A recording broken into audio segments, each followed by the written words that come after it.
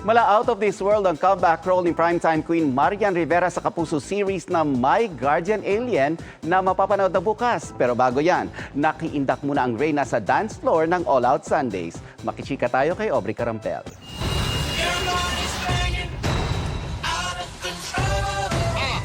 Kapuso Primetime Queen is officially back.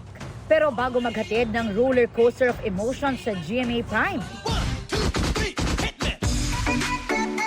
hataw performance muna sa dance floor ng All Out Sundays ang handog ng cast ng pinakabagong Kapuso series na My Guardian Alien.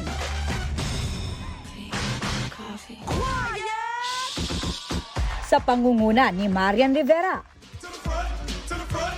kasama si Rafael Landicho. Mga Kapuso, malapit na po ang My Guardian Alien. Bukas na, bukas! Bukas.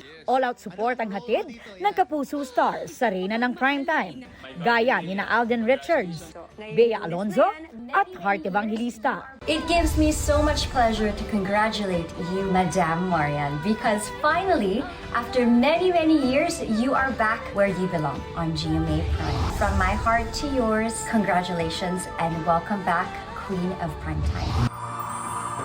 Bukas maglalanding na ang alien na magpapatawa. Hindi dapat talaga ako nandito kasi nga, alien ako!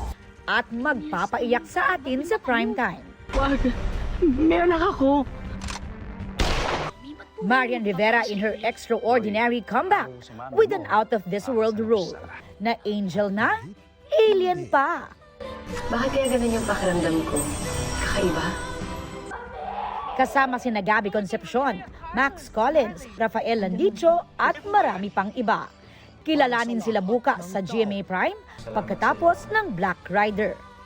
Aubrey Carampel, updated sa showbiz happenings. Mga Kapuso, maging updated sa showbiz happenings anumang oras. Mag-subscribe sa GMA Integrated News sa YouTube.